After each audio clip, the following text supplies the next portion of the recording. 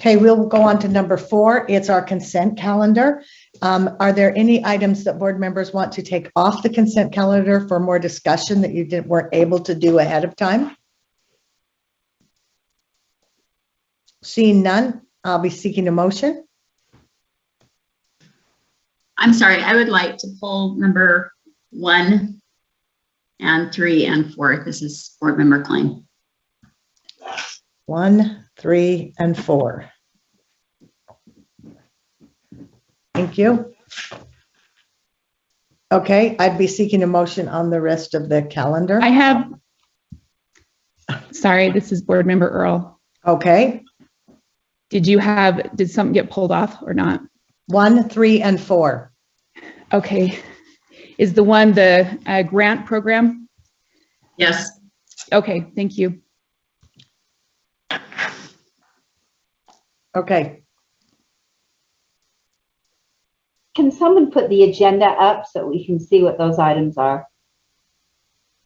thank you, Carol.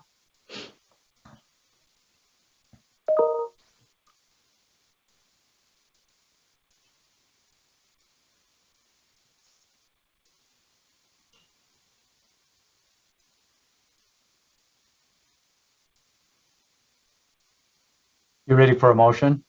Yeah, I'm waiting because, thank you, Chair, but I'm waiting because we need to see all of the things on the consent calendar so we know what's being pulled off. Okay.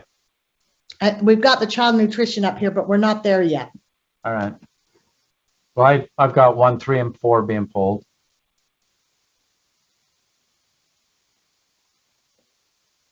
So Chair, if you want to go ahead and make a motion on the others, unless board member Booth, are you pulling something off? No. No, I was just Member Booth can Go make ahead. the motion. I'll lower my hand. Okay, board member Booth.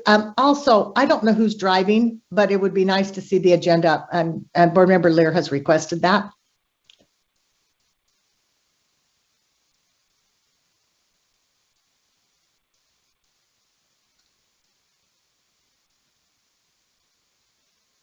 Thank you.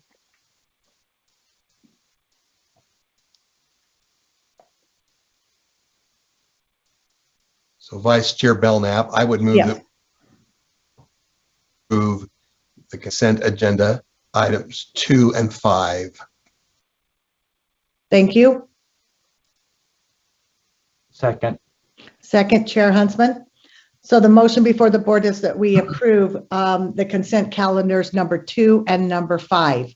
Any discussion to that motion? Seeing none, please vote.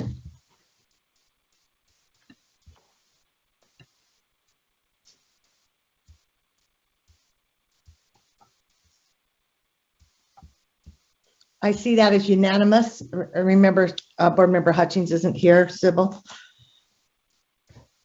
Okay, so we could we pull up the number 1?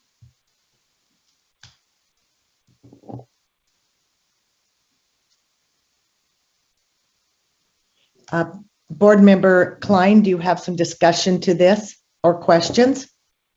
Yes. So my first question is, it appears that we are requesting this grant because we're struggling to get food in based on the supply chain issues. What's happening with that money that was going towards these other vendors that I assume are not local, since this would be specifically for local producers?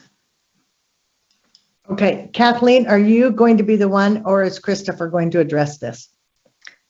I can address that. Okay, This grant is geared towards helping not only the child nutrition programs procure local products, but also to help the local economies surrounding in Utah and the surrounding areas. This is a non-competitive grant. If we choose to take it, that will bring $1.9 million into our state that we as CNP will procure the local vendors that provide proteins, meat, chicken, turkey, and fruits and vegetables. And then the school districts can then purchase from them. So it's basically a win-win for both the school districts and for our local economy.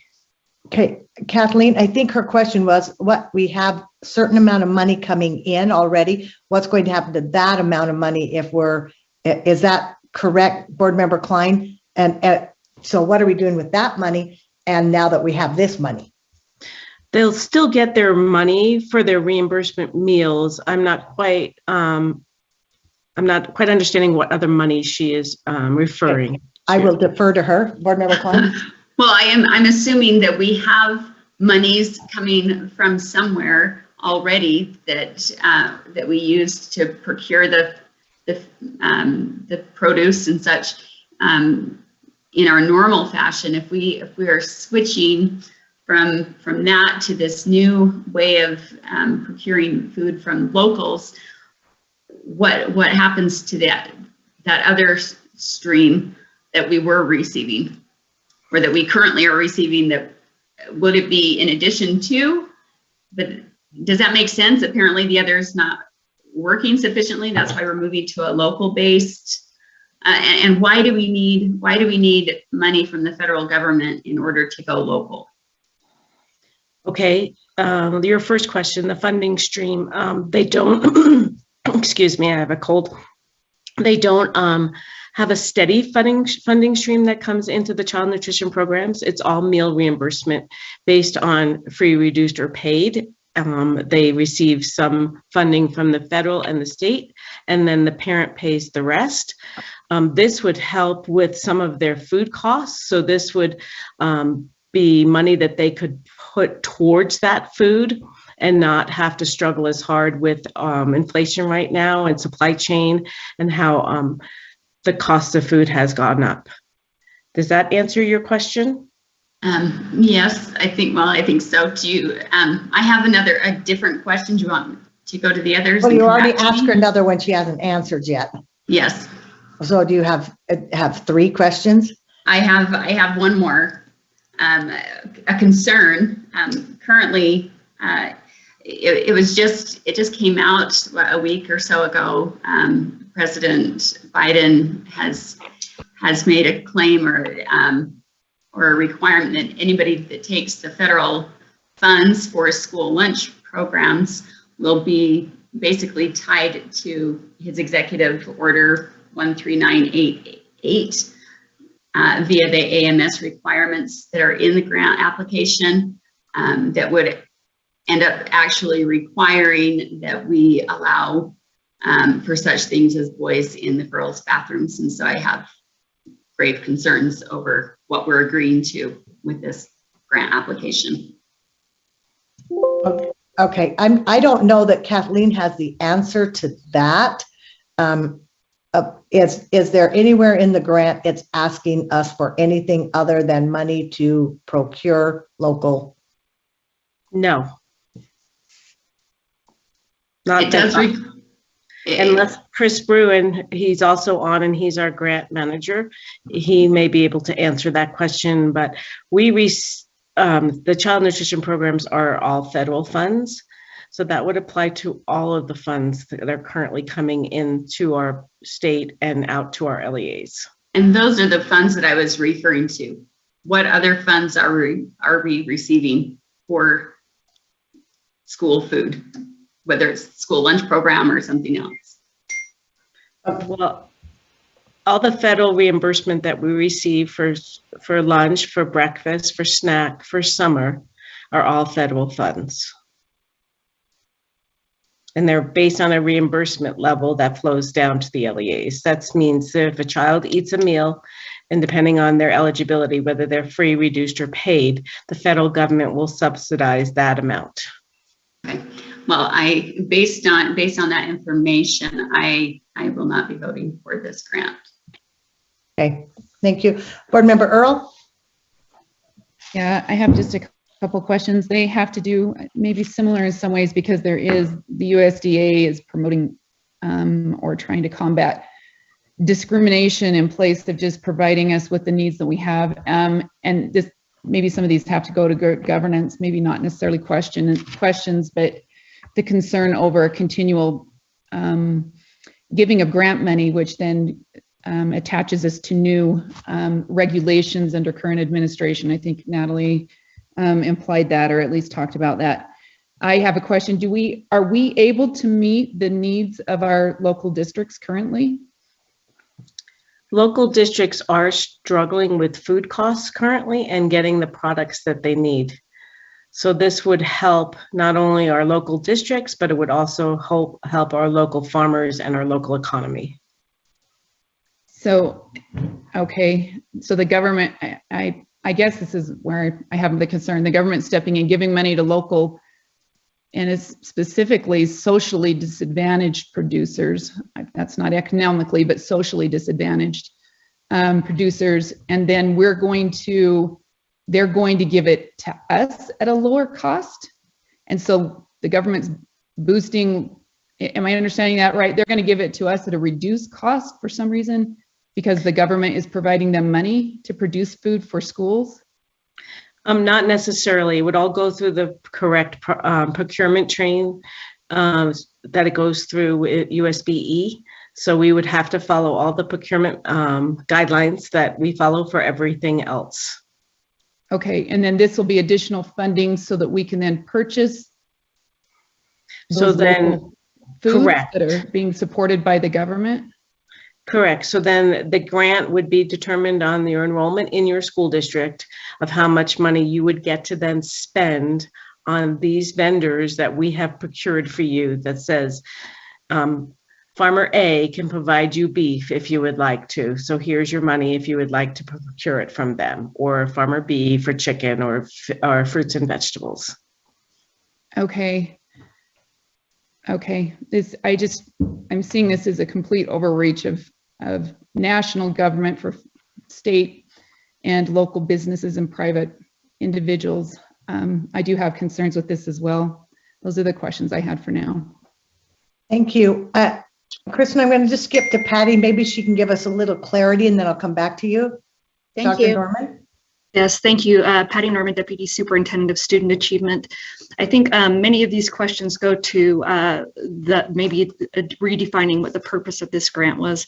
And it was to be able to provide that funding that is necessary at this point in time because of the supply chain and that demand for food and the increased cost. So right now, if all of us go to the grocery store at this point in time, there's a dramatic increase in the price of food. And so if our LEAs still had that same budget to buy the same amount of food, then there would be a deficit that was there. So it's really being able to answer the ability for our schools to purchase the necessary food at the increased cost that is now in our economy. And so I just wanted to provide a little bit of clarification there. Thank you. Scott, do you have a little follow-up on that? Yeah, if it pleases the chair and the board, if I could just really quickly read the definition. The cooperative agreements will allow organizations, which are our LEAs, the flexibility to design food purchasing programs and establish partnerships with farmers and ranchers at the local level. So this is money that could go to local farmers and ranchers that best suit their local needs, accommodate environmental and climate conditions, account for seasonal harvests, improve supply chain resiliency, and meet the needs of schools within their service area. So it's a cooperative agreement. It's a choice at the local level by the districts on, but what it does is it expands the ability to purchase locally. So then it reduces supply chain, point A to point B, delivery of chicken, beef, corn, all those types of things. So it's designed to enhance local relationships with food supply to schools. That's the purpose of this money. That's what Dr. Norman was articulating. But this is the word-for-word definition of the cooperative agreement on these grants. Again, I think it's important to note that LEAs would have the decision or local decision on whether to spend that money, locally with this quote-unquote cooperative agreement. I hope that helps. Thank you. Thank you, Scott. Board Member Norton?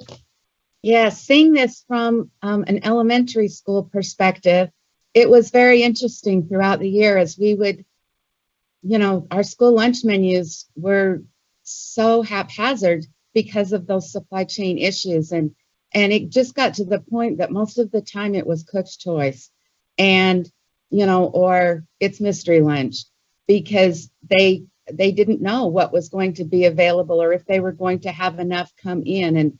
And I saw the strife that our lunch employees would go through trying to figure out how to provide nutritious lunches because of those supply chain issues. And I'm sure the cost of the food was another one. The other thing that I wanted to comment on is even if there were not supply chain issues, the option for our students to have locally produced food, I think would always be an addition or a high quality improvement to our child nutrition. To have fresh food and to have food that is sourced and, possibly just recently harvested rather than last year's harvest that was canned and all those other things is just so much better for our students, for their health and for their ability to learn to like certain foods, because we all know what a difference there is between, something fresh and something that was overly processed potentially. So I was thrilled to see that we have this option, and also what that was going to do for our local agricultural community who, they're not making those high dollars from this. And so for them to be able to sell and not their product without having to also add in the transportation costs of sending it to a packing company in the Midwest or wherever, but to be able to just actually have it local is another great advantage in our state's economy. Now, this next part is a question, and I realize that it shows my inexperience, but I did wonder, as I was looking through the backup on this, that most of this information in these, whatever they are, the paperwork for this, it was all blank. And I just wondered, are we voting on the ability to apply for this grant, or were we voting on the grant application itself? Because I didn't see a grant application that was filled out. And that's my question. Christopher or Kathleen, do you have the answer to that? This is voting to allow us to apply for this grant. So we have to wait to get the approval from the board before we can actually apply for it. Thank you so much. I appreciate that information. Thank you. Board Member Booth? I just had a question for Kathleen. How many hungry children would there be in our Utah schools without this national or federal overreach that's being referred to by Board Members Earl and Klein? Currently, 30% of the population that goes to school qualifies for free and reduced meals. It was proven during the pandemic how much of a need this program was for our schools and our communities. And we served at sometimes almost 100% of the students that came to school every day when the meals were given to them for free. So it would be a very big hit to our students and our children of Utah if we did not have the child nutrition programs. We all know that a hungry child cannot learn. Thank you. Thank you, Board Member Booth. Board Member Earl? So let me see clarification on that question. You're saying without this program, 30% of our kids will go hungry? Without the child nutrition program. Okay, that's different than the grant program, right? Correct. The question he asked was different than the grant program. Okay, so with this program, if we don't take this grant, what are the number of kids that will go hungry in the state of Utah? This will not affect how many students will go hungry. This will just affect the budgets of our child nutrition programs. And child nutrition program budgets need to stay positive, or it has to come out of their general funds. Okay, and we anticipate the cost of it coming out of our general funds. We must have some estimate on that, right? If we're applying. I do not have the cost. I do Okay. know that a lot of our child nutrition programs have funds from COVID to get them through some of these months next school year. We do not know how hard this will impact them. Just as, with inflation right now and food costs, we just don't know where it's going to go and what's going to be able to be available. Do we know, I have just a couple questions based on the others. Do we know the obligations associated with this grant program? And I think that's what we're asking. Is there a change to the obligations for our child nutrition program? No, they can, as Deputy Superintendent Scott had mentioned, they can choose to take the money or choose not to take the money. Is the federal government putting further obligations on? Sorry, I didn't clarify that. New obligations for this grant money? Not that I am aware of. Okay, and we can buy local. I think Kristen Norton spoke about this, and I think that is absolutely true. We do want the most healthy foods we can get for children, but currently we can purchase local foods. Is that accurate or is that not accurate? Currently, the schools have been trying to procure local foods. The amount of food that a school goes through is quite large. So most local farmers, unless they know ahead of time, are not prepared for it. So that's what this would do, would prepare them for using their local product. And just one last question. Their local product would normally be purchased by families, or who would that normally be purchased by? Can you state that again? Yeah, so in other words, I'm not sure she knows the answer to that, because the farmers could do numerous things with their crops. Yeah, so they could sell their crops to local schools, they could sell their crops to families, they could sell it, right? So this way, I guess that's what I'm asking. It wouldn't be going to families, it would be going to schools or other, right? Because there's local small farms don't mass produce, and all of a sudden they produce more because the schools are there. They have the amount they're producing because that's what they can produce on their lands. But those products would not be going where, I guess, is the question.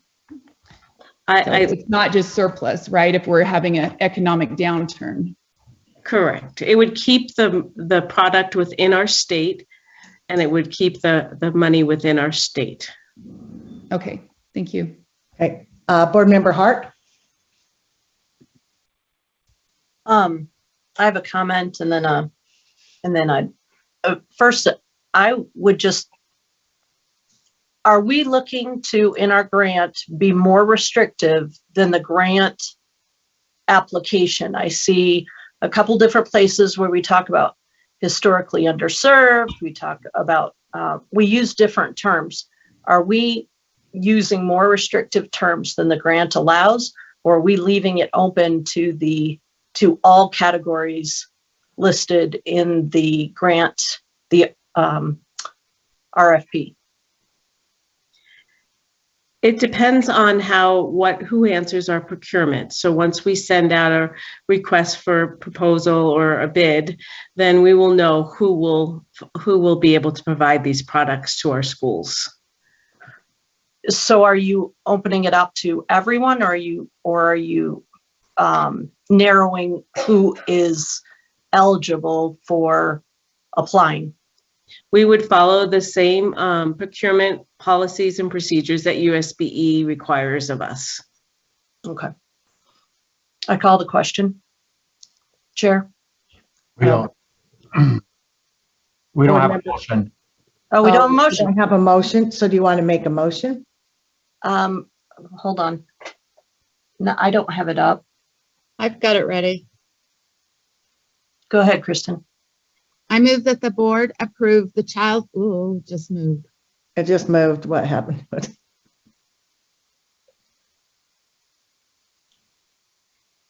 Kristen, do you see it now? I move that the board approves the Child Nutrition Program's application for the USDA Non-Competitive Local Food for Schools Cooperative Agreement Program, the LFS. Second. Second, Chair Huntsman. Any discussion to that motion? I see lots of hands. I think Molly's going down. Board Member Scott Jones, do you have a comment to that? Okay, Board Member Straight, do you have discussion to that motion?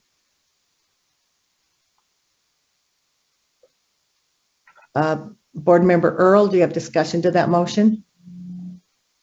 My discussion is I would like us to add to that, maybe this amendment, that no new obligations for the for a child nutrition program be added without our approval. Okay, so your amendment is that the board, you would have the board approves child nutrition programs application for the USDA non-competitive local foods for schools cooperative agreement and No new and no new- obligations. Yep. no new, say it again. No new obligations for receipt of this money Okay, without board approval. without board approval. I don't know if anyone can get that up on the board for us so that we have it.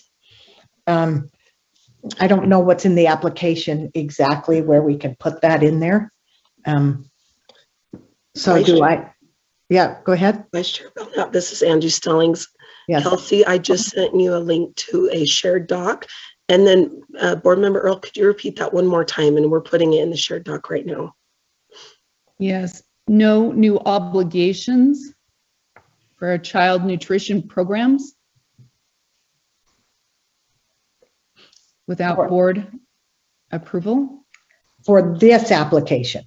Yes. Okay. Thank you. Okay. Chair, I have what might be a point of order.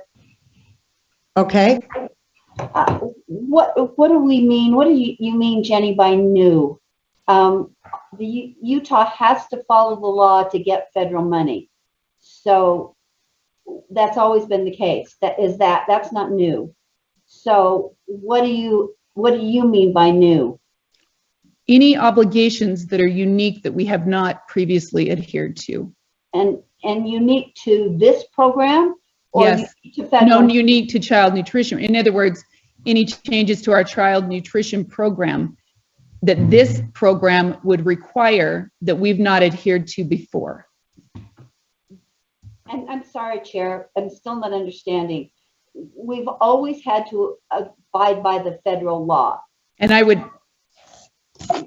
I would assume we would do that same. If there's new obligations, the child nutrition program is asked to oblige by or be obligated to do that are new, that this grant requires, it needs board approval. That's what I'm asking. And I'm sorry, Chair, one last clarification. Unique to only this grant. well, yeah, because that's the only thing we're talking about, Board Member Yu. Okay, thank you. Unique to this grant. Thank you. Okay, I think the next person up was Board Member Klein. So we're speaking to the amendment at this point, but I'd like to see the amendment up, Board Member Klein, if that's okay, so we can work from there because we're speaking to the amendment. Doesn't somebody have to second it? I think they already did, didn't they? Oh, who did? Did someone second this amendment? I'll second it.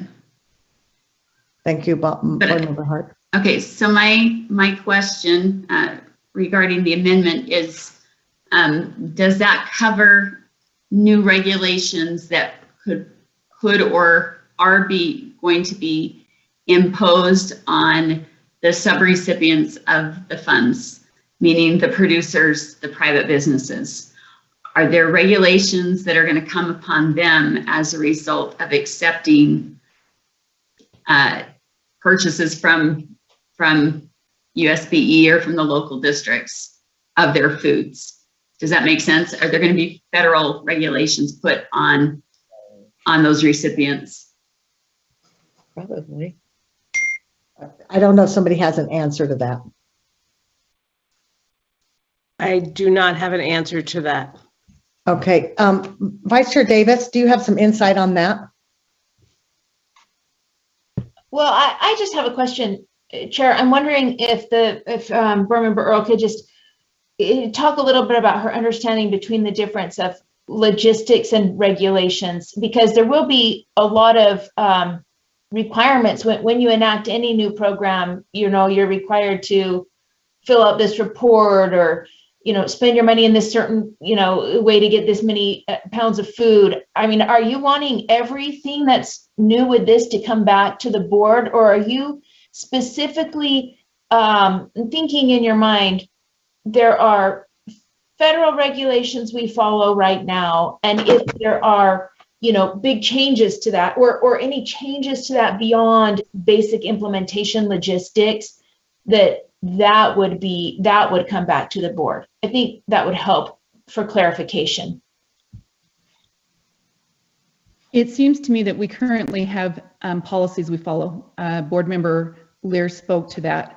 I think if there's significant changes in any way that are required of, and Board Member Klein referred to it, subrecipients, if that's our LEAs, that create either an extra burden or some commitment there that goes beyond what we've previously done, those are the kind of things I would like to be aware of.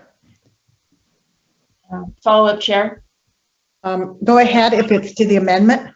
Yeah, there will always be an extra burden because they'll have to report and show accountability for the money and things. So I'm trying to make sure I understand. I think what you are getting at is an unrelated burden.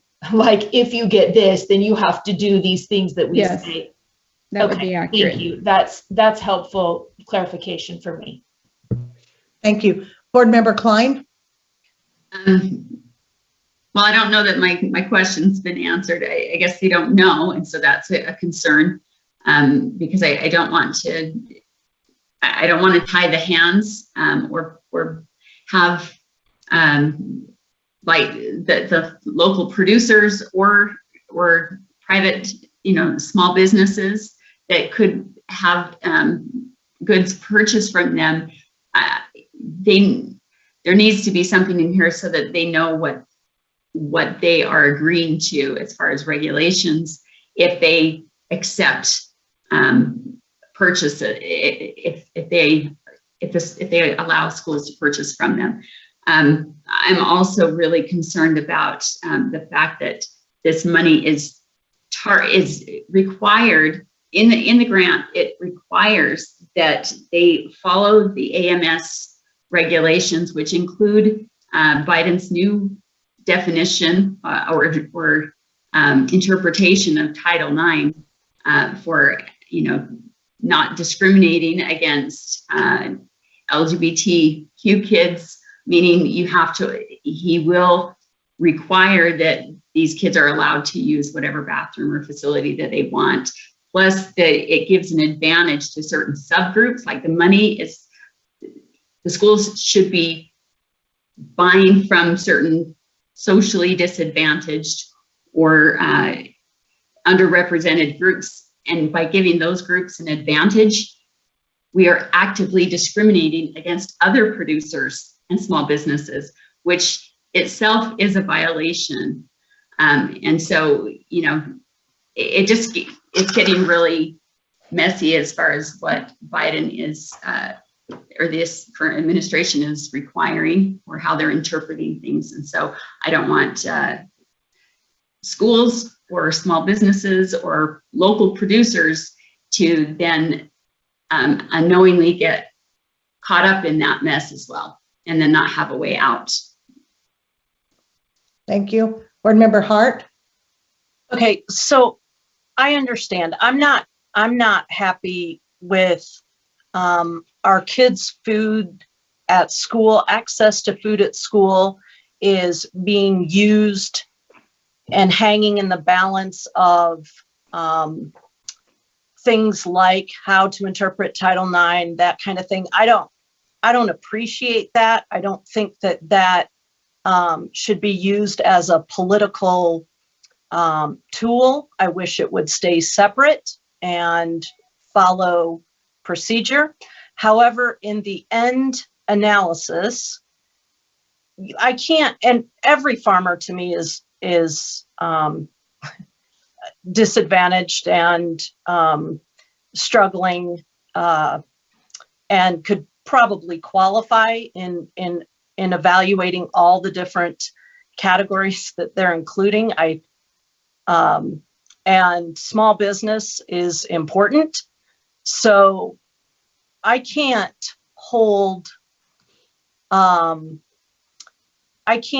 withhold funds and resources for both our students and our farmers because I don't like what the federal government may be doing. So I support the amendment that we take a look at this again if strings do appear. But on the other hand, I also recognize that local the LEAs at the end, it's up to them, right? So while I don't like the Title IX implications or the things that are being said, because I think it's political and it puts our most at-risk students and a large segment of the population that's just trying to make a living in agriculture. So I support the amendment and I call the question. Okay, so we have a motion on the table to call the question on the amendment. Do we have a second to that? Second. Okay, that's non-debatable. So the call to question is to add, and no new obligations for receipt of this child nutrition program money may be applied for without board approval. Please vote. We're just voting to call the question. To call the right? question, absolutely, to call the question.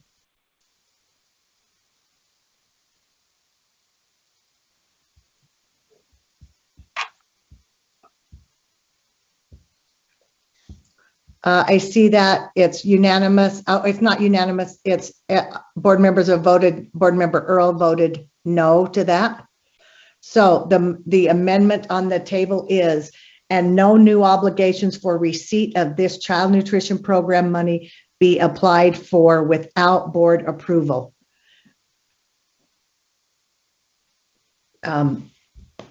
That's the question on the table. We can't have any more discussion on it because it was called the question.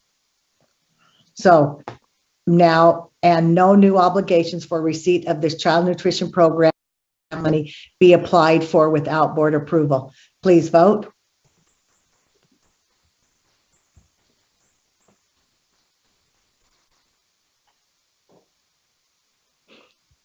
I'm going to do a roll call vote. I gotta find my paper. Okay, roll call vote. Board Member Booth. Yes. Board Member Cannon. No. Board Member Klein. I guess I have a question. I just need some clarification. This was called the question, so we have to vote on this amendment right now. Yes. Go ahead and ask. My question is, does new obligations mean above what's already in the contract? Actually, Board Member Earl and Davis had that discussion, so I'm going to ask you to vote up or down on that. I can't hear you. Roll call vote. Board Member Yes. Klein? Yes.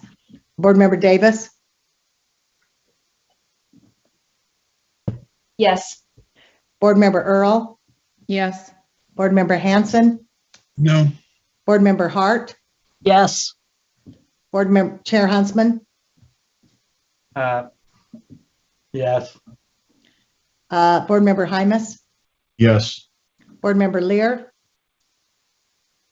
No. Board Member Moss? Yes. Board Member Norton? Yes. Board Member Straight? I wasn't able to clarify the questions I had and concerns I had, so I'm not sure what to vote on because I have no way of explaining my vote. So what are you going to do, Board Member Straight? Are you going to abstain? I hate abstaining because that's a cop It's a no out. vote. So, well, okay, I'm going to vote no. Okay, thank you. Okay, so that passes. So now the motion on the table is that the board approves the child nutrition programs application for the USDA non-competitive local food for schools competitive agreement program, and no obligations for receipt of this child nutrition program money be applied for without board approval. Board Member Straight, you had a question? No. Okay. Board Member Lear? Two things. First of all, I think these kinds of votes put our staff members in terrible situations. Kathleen now has to wonder if one more piece of paperwork or one more addendum requires her to come back to the board and spend another 45 minutes being grilled about things that she is not responsible for. In terms of the broadest compliance with federal law. And I hate that. I think that's unnecessary.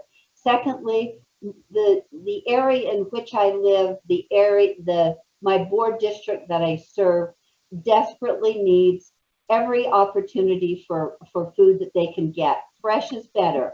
The most important thing Kathleen said is hungry children cannot learn.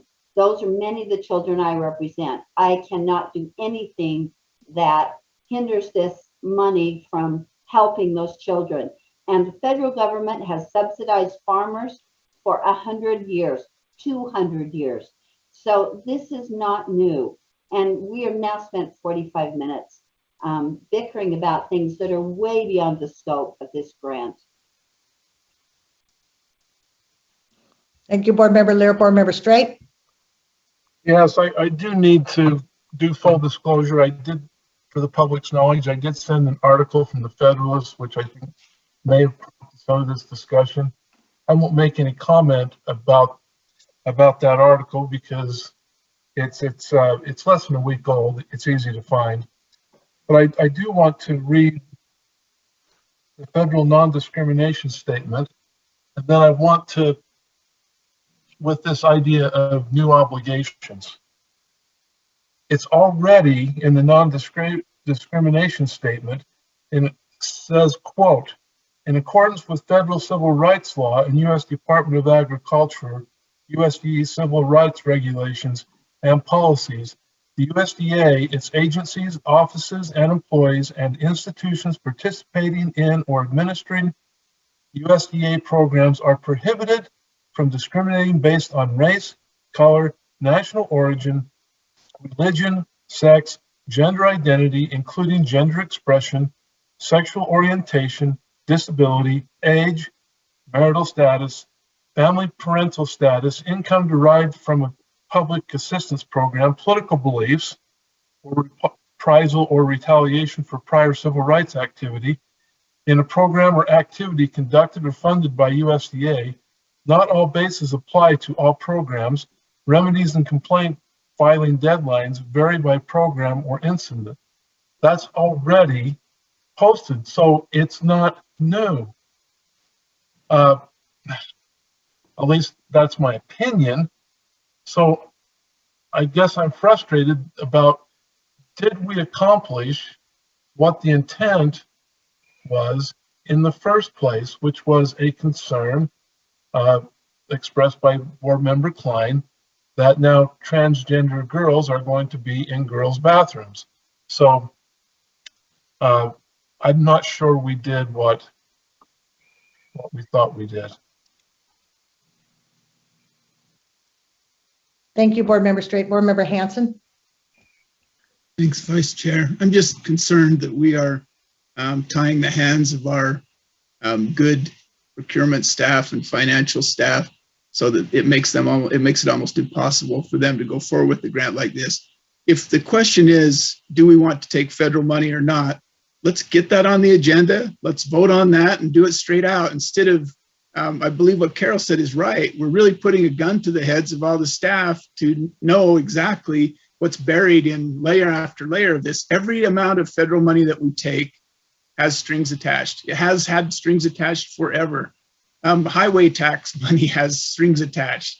If you remember the 55-mile-an-hour speed limit, that was a federal regulation that came with money that was given to us for roads. Same sort of situation with every amount of federal money that comes, but that is our tax money going to the federal government and coming back to us. So if we want to ask a question, let's not do it in this roundabout way. Let's get it on the agenda and deal with it directly instead of hamstringing our whole operation here where people are afraid to apply for a grant for fear of getting fired or getting in trouble for doing something that the board has obligated them to do that's beyond their normal procedures. So I'll vote for this even in its amended form because I think we need this money for child nutrition. But let's deal with issues directly. Let's not deal with them this roundabout way that makes it impossible for our staff to do their work. Thank you, Board Member Hanson. Board Member Earl?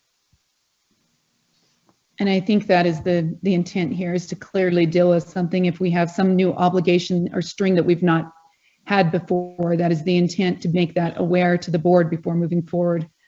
So anyways, I don't think it's a roundabout way, and if the intent isn't to put staff in any kind of compromising situation, in my view, it's to be clear to the public of what we're taking money for and for what purpose. Board members, I'm not going to halt you, but I do want you to be aware that this agenda item was supposed to be completed at 10:30 and we are at 11:11. So, but we're going to continue the discussion. I just want you to be aware of your time frame moving into the evening. Board Member Moss? Thanks, and I'll be brief. I think Chair Hanson raises an interesting point, but the way these strings come, and you kind of think about, Lilliputian strings, it comes one at a time. And my concern is that, we do bind ourselves to things, and then we have this administration or that, and people disagree with, this president or that president. I object to anything that may have the effect of altering our decisions about how money should best be spent. And I understand that part of this will go to serving disadvantaged farmers. That's a great objective. But I think as we're looking at any spending of money, we need to focus like a laser really just on the recipients, whether it's a tech company or a farmer. The question is this the best way to serve kids using this money? And the way that the federal government often operates, and sometimes it comes from the state, it's just one little string. So I appreciate actually the discussion about whether this does impose, anything outside of the strings that would be relevant to implementation. You build a freeway, you got a speed limit, but why is the federal government talking about bathrooms in a discussion of farm food, right? And that's, maybe we need to reevaluate, kind of a report on does this add in new strings when we have a contract? Is there something new here so that we can be aware of that and perhaps avoid some of these lengthy discussions that I think are intended to just keep those little strings from piling up. So I'll vote in favor of this. I appreciate the discussion. Thank you. Board Member Klein? Yes, thank you. I appreciate several of the comments. That was my point in the beginning, was why are we taking federal money to tell us how to do things locally? If we are all about local control, let's find a way to keep it locally controlled instead of having it dictated to us by the federal government, how we can do that, because I'm all about supporting our local farmers, our local, small businesses, member states. I appreciate you reading what is required as far as, Title IX and discrimination. And yet I see this, this grant has discriminatory language in it by telling schools that they have to buy from what the federal government or the writers of this grant, I don't know, determine are socially disadvantaged people or groups. So there's a conflict there, because in one sentence they say we're we can't discriminate. In another sentence, they are actively discriminating.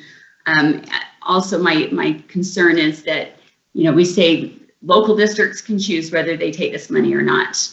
But if those monies are attached to these other obligations that affect families, the families are not being given a choice in this.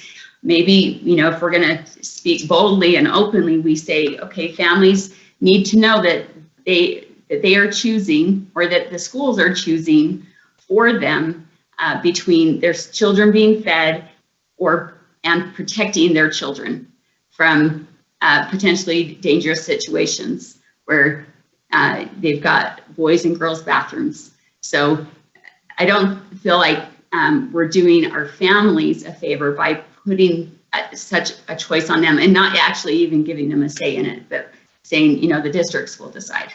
So that's all I have to say. Thank you, Board Member Hart. Yeah, I'm going to vote yes, because in the end analysis, kids and farmers need our support. And these are our tax dollars, and they're coming back to us. But I do think it's important for a state body such as ours to send the message that they are not going to be pawns in a larger conversation that really is only tangentially related to the task at hand. And what I see this as is not tying the hands of anybody. In fact, I see it as a protection of our staff, because our board, if we were to vote this in, obviously has some concerns about federal strings attached to federal money. So if those come up, what the board is saying, if this was approved, is make sure you come back and tell us, because that's something that matters to the board. That's not tying anybody's hands. That's asking for communication and being clear about what's important or what is concerning. I don't see it as tying hands at all. I see it as being mindful of things that come down the pike, those little strings, in order to make sure that they don't start adding up and we find ourselves in a position that that goes against the will of our constituents, whatever we might determine that to be at that time. So I understand, and I understand it is our money, and I understand, and I don't want to put our staff in a position, but I do want to make it clear that we don't, it's not okay to say, okay, now in order to feed our students, you're going to have to do this major thing. Why not just issue a letter clarifying Title IX and then deal with that? But to make this kind of threat just, I think somewhat capriciously, puts us in a really difficult position. And we as a board have a responsibility to straighten that out so that our office can proceed with confidence. So what I understand the motion to be is that we can move, giving our staff the ability to move forward with this grant, but if additional strings come, talk to us so we know what those are, so that we can be mindful as we make further decisions. That's my interpretation. I'm going to ask a clarifying question. When is this grant due? Our letter of intent needs to go in, I think, by July 1. Chris Bruin, can you answer that? Okay, that's okay. If it's just a letter of intent, that's all I needed to know. Yeah. Okay, Board Member Straight. Thank you, Board Member Hart. Board Member Straight. So from the macro level, and as a conservative, with the big picture would be that we have a bigger discussion here, which was alluded to by several speakers. If the legislature would provide for all these things that are good for kids, and I've heard that as well, then please fund it. I would be more than happy to turn down all the federal money. That's the case. from the micro level, we have this decision in front of us today, and I'm going to vote yes. And I think looking at the motion, it puts the onus back on the board if anything else comes down the pipeline, which I think is super, super important, because that was one of my major conflicts with what was being said is the buck stops with us. We're the ones that put ourselves out there on the line in that regard. So I'm going to vote for the motion as stated here. Yeah, so I think we ought to call the question. I don't see any other hands of board members. So Brent, are you okay if we don't do call to question? Sure.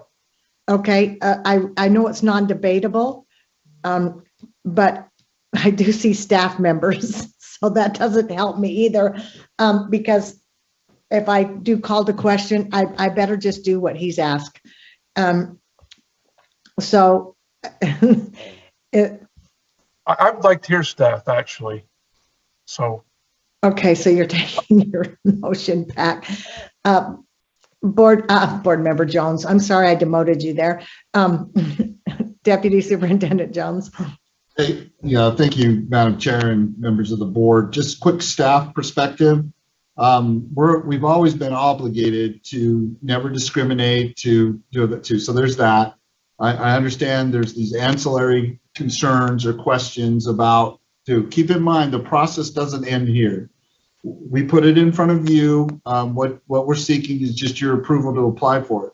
It's still going to need to go through the legislative process for the grants system with GOPB and with the legislature as well. And then ultimately it would become a supplemental. So there's still time where we could get our legal team to, because they're going to need to be prepared to address this with the legislature as well. I think these same questions are going to come up. They're great questions. It's really, important. Board Member Klein, Earl, everyone, Board Member Straight, that you all know too, from a staff perspective, we have these processes and controls in place so that as we move through this process together, it just doesn't become a, hey, surprise, here's the money. We still need the legislature to appropriate this to us, right? If we get that far, and that should allow for sufficient time for staff with, in cooperation with our legal team to ensure that we're addressing the legal sides or questions about, well, what does this imply? Does it imply access to bathrooms and locker rooms in order to receive this? If so, would we have to pay this money back, et cetera? We can develop that in the time to come. I hope that helps. It does. Thank you. Okay, so the motion before the board is that the board approves the Child Nutrition Program's application for the USDA non-compliance Local Food for Schools Cooperative Agreement Program, LFS, and no new obligations for receipt of this Child Nutrition Program money be applied for without board approval. Please vote.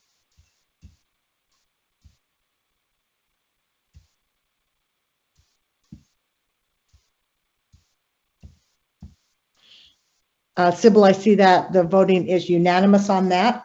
I am going to call for a 7-minute break. It's not, I don't think it's unanimous. Oh, wait. Who did I miss? Oh, Board Member Klein. Sorry. I'm sorry, Board Member Klein. I went through the whole group, and thank you for the clarity, everyone. So did you get that, Sybil? Yes, I did have that. Thank you. Okay, we will start promptly back here at 11:30 after you take a quick break. Thank you. Okay, I see for sure 7. Okay, 8 board members. So let's go ahead and go. We have actually, our next one is still on our consent calendar, number 3. Go ahead, Board Member Klein. I don't have a lot to say about number 3 and 4 that I pulled, other than I have concerns about many of the different contracts there that would probably take too much time than people want to go into. So I'll just suffice to say I won't be voting for 3 or 4. Well, I'm hoping that you got some answers beforehand, which would maybe be helpful to you, maybe not. Can we please pull up the agenda?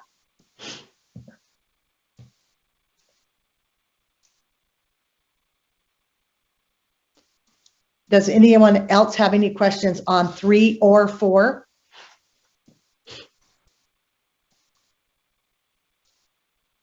I don't see any, so I would be seeking a motion. Chair, I'll make the motion to approve items 3 and 4 of the consent calendar. Thank you. Second. Second, I think Board Member Straight? Yes. Okay, thank you. Okay, any discussion to that motion? Seeing none, the motion before the board is that the board approve numbers 3 and number 4 from the consent calendar. Please vote.